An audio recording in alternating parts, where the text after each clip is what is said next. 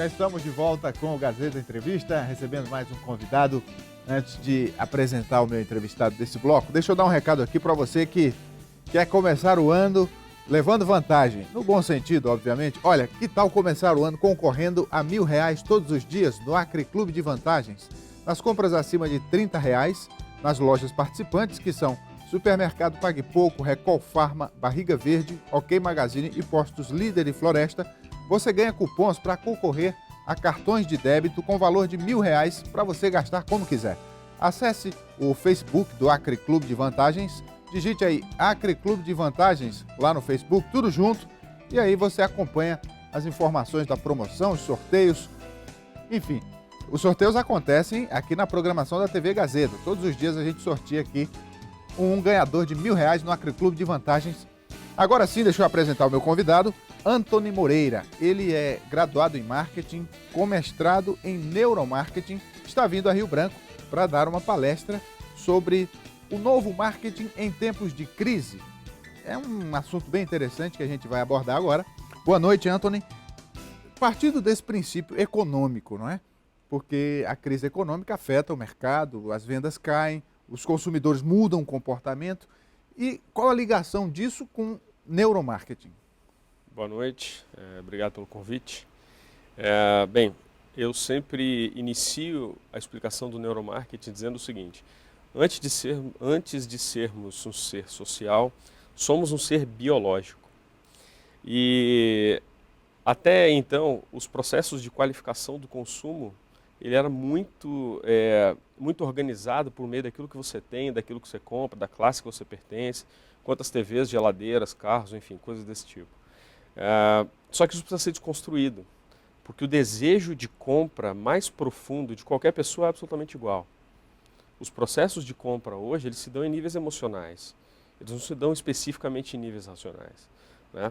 Quando você entende a nossa capacidade de sobrevivência, aquilo que eu quero é para me satisfazer, para me recompensar, para que eu queira algo bom para mim.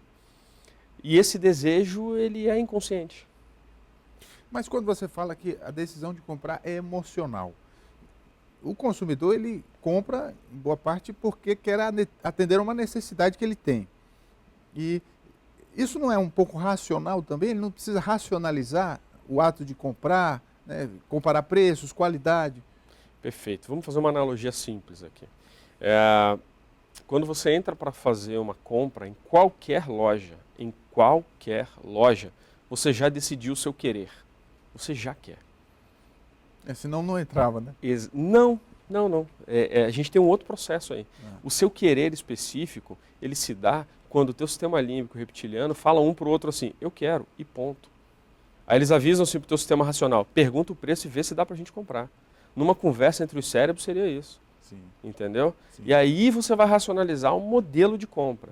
Só que você precisa ter uma arma poderosa. E aí isso vale para os vendedores, para os atendentes, para os balconistas, quem quer que seja, assim, profissionais de altíssimo respeito, que eles precisam entender o seguinte: dentro de um ponto de venda, a ação específica de compra, ela se dá pelo comprador e não pelo vendedor. Então, quando você enxerga assim, um cérebro ancestral, que é o nosso, de milhões de anos, dos homens das cavernas e tal, funciona absolutamente igual, quando ele saía para caçar. E aí a questão é simples. Se ele entrou para caçar, por que você vai afrontá-lo? Uma coisa que acontece em algumas lojas, que inclusive já aconteceu comigo, a gente entra na loja e vem um batalhão de vendedores em cima da gente, fica até sufocante. Como é que você vê essa técnica?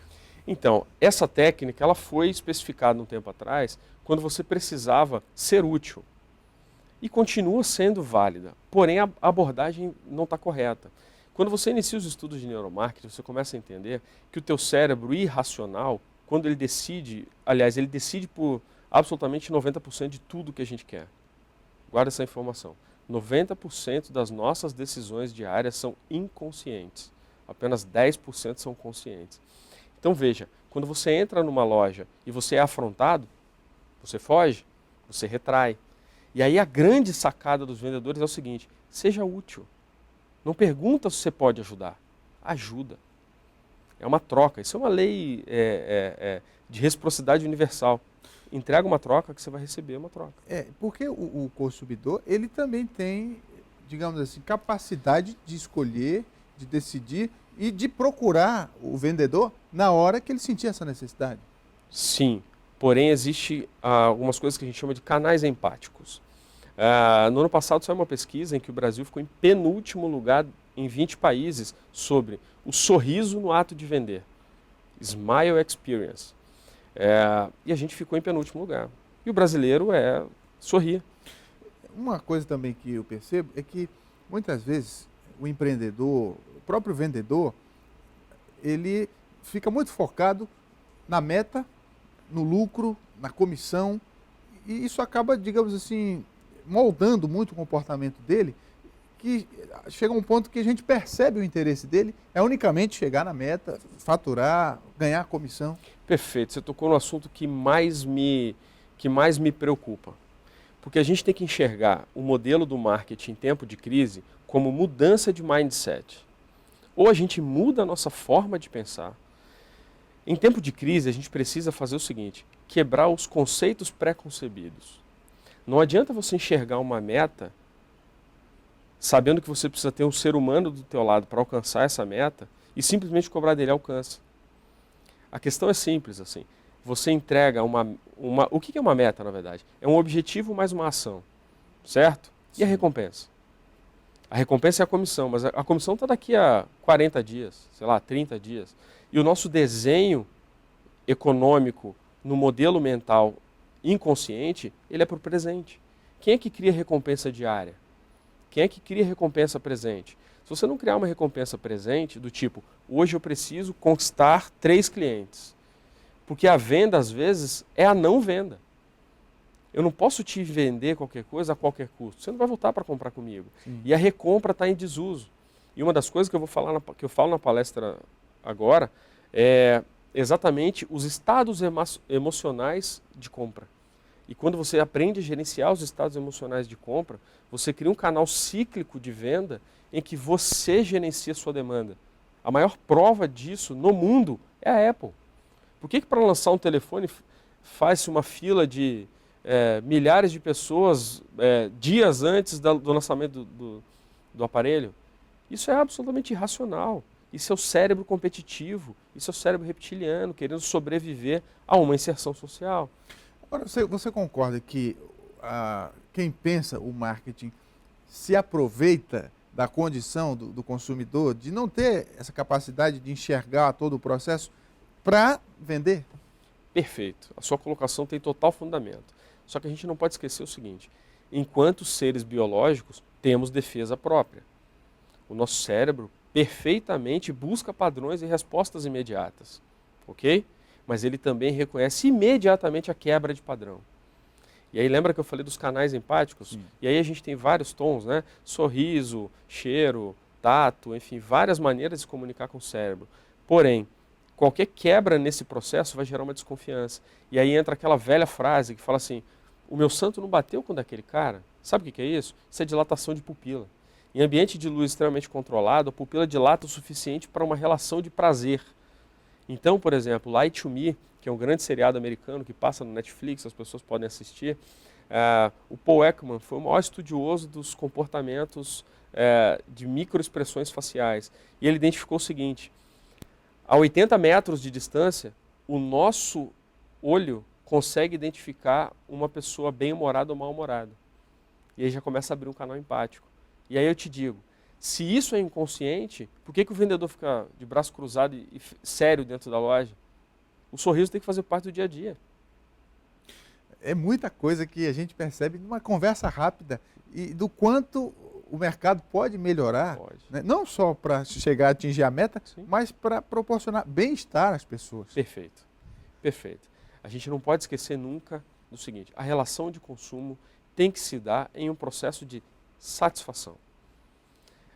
Quando a gente fala de neurotransmissores, dopamina, serotonina, adrenalina, tudo aquilo que desperta algum prazer imediato nas pessoas tem que estar vinculado ao consumo. Quando eu compro alguma coisa, eu estou buscando uma recompensa imediata para mim. E se eu estou buscando uma recompensa imediata, faz com que, se esse vendedor tiver habilidade para querer me recompensar, ele vai ter a recompensa dele também, que é a venda. Então é preciso você entender ser humano e ser humano. Não adianta você falar assim, eu tenho que vender, tenho que vender. Esse é o processo de motivação errado. Ou seja, a questão das vendas, do consumo, está muito ligada ao prazer. Completamente. Por isso que é emocional. Porque é despejo de dopamina. Quer ver uma coisa interessante? Você já deve ter se pegou em alguma situação em que você comprou alguma coisa, ou um terno, ou um carro, ou uma bicicleta, qualquer coisa. Olhou para aquilo e falou assim, cara, como eu paguei caro nisso, hein? E aí depois você... Acontece. Isso, aí depois você bota o terno e você fala assim, cara, pô, mas ele me veste bem, né? É isso mesmo. E aí depois você volta e fala, puta, mas como eu paguei caro nisso? Essa ruptura cognitiva existe para você buscar a sua satisfação. Porque, na verdade, o prazer e a irracionalidade, na verdade, deixa eu só consertar, nós somos previsivelmente irracionais. Sim. E essa previsibilidade irracional faz com que essas coisas aconteçam.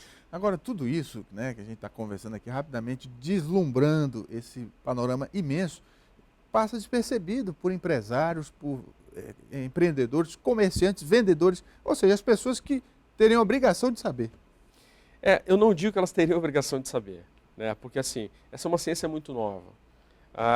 O neuromarketing surgiu há 10 anos, mais ou menos no final da década de 90, começaram os estudos da neurociência e começaram a ser casados com a economia. Por que as pessoas poupavam mais, ou poupavam menos, ou compravam mais, ou tinham medo de perder dinheiro. E esses estudos foram trazidos também para o marketing. E aí você começou a criar, começaram a ser criados padrões para que você avaliasse isso. Então é novo. Sim. Então eu não diria que as pessoas têm a obrigação de saber. Eu cheguei agora dos Estados Unidos, da defesa do meu projeto, e digo para você o seguinte, talvez no Brasil a gente coloque nas mãos as pessoas que estão falando de neuromarketing. Temos 10 profissionais. Quando eu falo obrigação de saber, é no sentido de que cabe a quem atua numa determinada área buscar novas informações, conhecimento. Porque uma empresa que está começando agora, no momento em que o Brasil enfrenta uma crise econômica, se ela utiliza essa ciência para funcionar melhor, certamente ela vai ter uma chance de sucesso muito maior. A sustentabilidade é maior, a recompra é maior. Porque assim, ó, você vai lembrar de uma coisa que eu vou falar assim, a gente vai entregar a idade aqui, se falar que lembra. Os nossos avós compravam com a cadernetinha. Sim. Lembra? Anotava lá 1 quilo de carne, daí ele voltava, mas 500 gramas, e no final do mês ele pagava. Isso é uma relação de confiança e recompra. A gente vai precisar reaprender a ganhar essa confiança de novo do consumidor. A gente vai precisar trazer esse cara de novo para o nosso lado. Não pagando com a cadernetinha, porque agora ele pode pagar. Falando nesse aspecto.